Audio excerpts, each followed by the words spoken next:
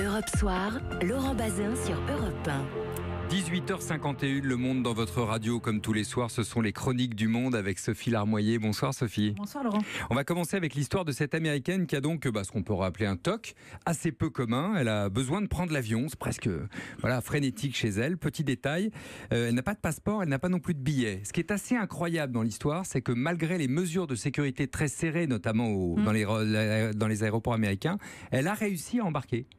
Absolument, la semaine dernière, le 14 janvier, aéroport international de Chicago, son parcours a été retracé grâce aux images des caméras de sécurité.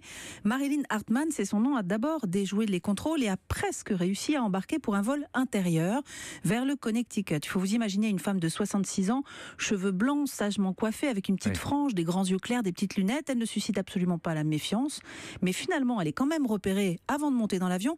On lui demande de sortir du rang, elle va s'asseoir et elle attend toute la nuit dans l'aéroport et le lendemain matin, elle remet ça, arrive à se fondre à un groupe et prendre une navette qui l'amène dans un avion de la British Airways et hop, direction Londres.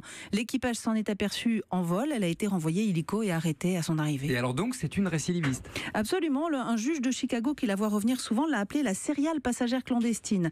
Ses exploits, à en croire les archives de la presse américaine, remontent à 2009 et Marilyn Hartman compte de très bonnes années. Un procureur en Californie en 2015 avait compté au moins 18 tentatives de se jouer de la sécurité des aéroports. Et plusieurs fois, en tout cas, elle a réussi à embarquer des vols intérieurs. Mais dans quel but? Elle cherche quoi? Des vacances à l'œil? Non, pas du tout. Ça reste assez obscur. Elle dit qu'elle ressent le besoin de monter dans un avion. En même temps, elle a conscience de violer la loi. Les experts psychiatriques disent qu'elle est responsable de ses actes, même si elle est malade mentalement. Mais c'est une femme qui n'a pas de ressources, donc elle va d'établissement en établissement. Dès qu'elle peut, elle file, toujours vers un aéroport, alors que c'est vraiment le lieu qui doit être interdit par tous les juges. Alors pour la sûreté aérienne, c'est pas une pub terrible en revanche, hein? C'est sûr, même si elle a été physiquement contrôlée comme tout le monde avant de prendre l'avion la semaine dernière, mais les commentateurs dans la presse en tirent un autre enseignement. L'histoire de Marilyn Hartman révèle aussi l'échec d'une justice qui ne sait pas quoi faire, d'une mamie esseulée, SDF, absolument sans danger, dont la place n'est pas en prison, mais qui n'a pas les moyens d'être soignée comme elle le devrait. Une mamie serial passagère clandestine en quelque sorte. Merci beaucoup Sophie pour cette histoire.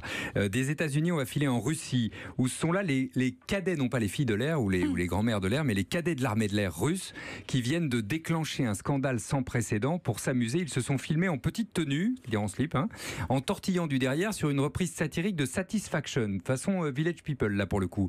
Bonsoir Elena Voloshin, vous êtes à Moscou pour Europe 1. Leur vidéo postée sur les réseaux sociaux n'a pas du tout été du goût des autorités. Alors, vous vous souvenez tous de ceci. Satisfaction. C'est le tube de Benny Benassi et dans le clip on voit des filles canon et plutôt dénudées se trémousser en faisant des travaux de chantier.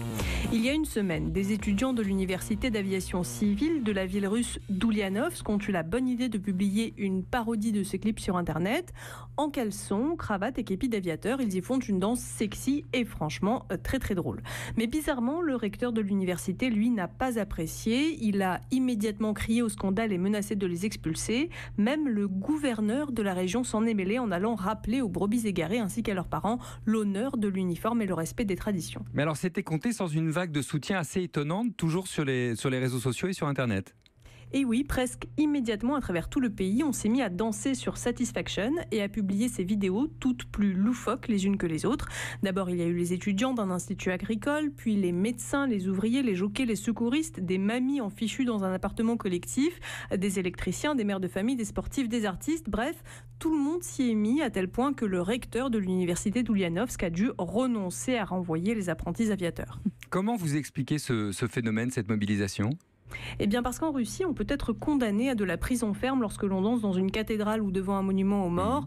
Et faut-il le rappeler, il y a une loi qui punit la propagande homosexuelle parmi les mineurs. Et donc, dans ce contexte, ces flash mobs en série apparaissent comme un acte de résistance à l'autoritarisme et aux mœurs conservatrices, qui fait même dire à certains que la société russe n'est pas complètement impuissante, atrophiée et muette face au système répressif. Merci beaucoup Elena Voloshin, histoire racontée depuis Moscou pour Europe 1.